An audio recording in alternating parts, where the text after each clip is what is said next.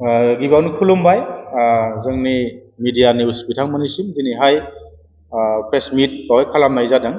दा बे प्रेस मिट खालामनायाव माखासे जा खेंफोरथि होनांगौ दङ बे हिसाबैनो दिनै मिडिया बिथांमोनखौ लेंहरनाय जादों।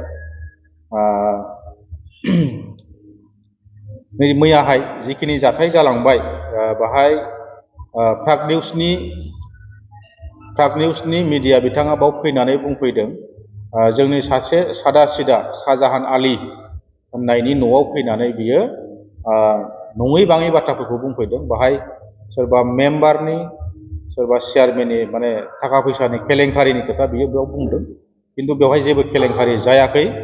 बे केलेंकारिनि बाहाय खुनु ओंथियानो बाव फैया, खारन बिनि प्रब्लेमा जाहैबाय माने लकेसननि प्रब्लेम जादों। दा बे लकेसन प्रब्लेम जानायाव बिथांनि फैसाया हाबाखै, आरो बियो बे लकेसन प्रब्लेमा जोंनि बाहायल' नङा, बिरांगाव हिसाबैल' नङा, गोबां जायगायावनो सारा बे जोंनि इन्डियायावनो बे रोखोम प्रब्लेमा जादों। दा बे जाबाय टेकनिकेल प्रब्लेम। बे टेकनिकेल प्रब्लेमनि थाखाय बिनि फैसाया सेकेन्ड किस्तिया हाबाखै। दा सिगां समाव जि जायगायाव जिअ'टेक खालामदोंमोन बिनि न'खौ, दा बे न'आ दैजों बुखारजानानै बा सिफायनानै बे गुबुन जायगायाव बानायदोंमोन। दा बे हिसाबैनो बै सिगांनि लकेसना बाहाय मिलायाखै, जायनि फलाव बिनि फैसाया हाबाखै। बेखिनि खोथा क्लियारिफिकेसन होनांगौ दङ। आरो बाहाय जों खुनु इउपिपिएल, खुनु बिपिएफ, खुनु माबा जिएसपि, बिजिपि होननानै जोङो बाहाय खामानि मावाखै, बासा-बासि खालामाखै। जायनि लिस्टआ बावहाय फैदों सिस्टेमेटिक, जायनि लिस्टआ बाव सिरियाल हिसाबै फैदों, जों बेनिनो न' होदों। बिथांमोनावनो जों थांनानै जिअ'टेक खालामदों, फट' खेबदों। जों बेबायदिनो जों खामानिखौ मावबोबाय थादों।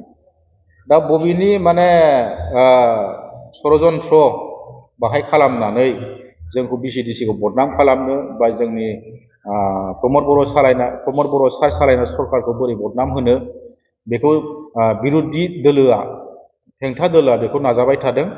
जाहाथे फैबाय थानाय MP इलेक्सनाव गावसोरो बोरैहाय देरहालांनो हायो, बोरैहाय बदनाम बरसि खालामनानै गावसिनि दोलोआव मानसिफोरखौ, जोंनि साधारन पाब्लिकफोरखौ बोलांनो हायो। दा नैबे बुस्थुखौ बिसोरो षड़यन्त्रखौ खालामबाय थादों। बेयो सोलिगासिनो दं आरो सोलिबाय थागोन, निस्सय सोलिबाय थागोन।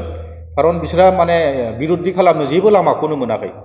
जायनि फलाव मैया जेनोखि बिरुद्दि जोंनि बिसिडिसिनि एगेन्स्टै बा चेयारमेन मेम्बारनि एगेन्स्टै जिखिनि बाथ्रा बुंदों, बे जेबो नङा, गासिबो एखेबारे नंखाय। दिनैसिमाव जोङो थाइसे गरसे सोरनिफ्रायबा जोङो दाबि दावा खालामनानै जों लाफेराखै। बिथांमोनहा जुदि जोंनि थाखाय माबा मोनसे सिन्था खालामनानै माबा मोनसे जुदि हरदोंबा बे आलादा बाथ्रा। जों बिसोरनाव बेफोरबायदि खुनु दाबि दावा नों होथारनांगोन, होआबा नों न' मोननाय नङा, दिनैसिम बे खोथाखौ रावबो बुंनो हानाय नङा। दा बेखिनि खोथा। ओमफ्राय जोंहा बे बिजिनिनिफ्राय फैनाय प्राग निउसनि रेम' ना मा नाम, रेम' सेन ना मा, बिथाङाथ' गोबां केलेंकारि दंखौ जों खोनाबाय थादों। दा फैबाय थानाय समाव जुदि बियो नैबे निउसखौ जुदि मोजाङै माने होआबा, बा मोजाङै जुदि माने बिनि प्रसार खालामाबा, बेथ' अयनाय मोनसे जागोन। थारमाने जोंनि गेजेराव सैथोबादि मोनसे निउसआ सोलिनांगौ। दा असैथोखौनो जुदि सैथो बायदि खालामोबा, बेथ' बिराद गिदिर माने गोरोन्थि जागोन। आरो जोंनि सैथोथिया बा जोंनि सान्थि मोनसे सरकार सालायनाया बाहाय बेखौ बोरैहाय माने बेखौ गुबुंले खालामनो हायो, बे सेस्टाखौ बिरुद्दि दोलोआ माने अहरह नाजागासिनो दङ।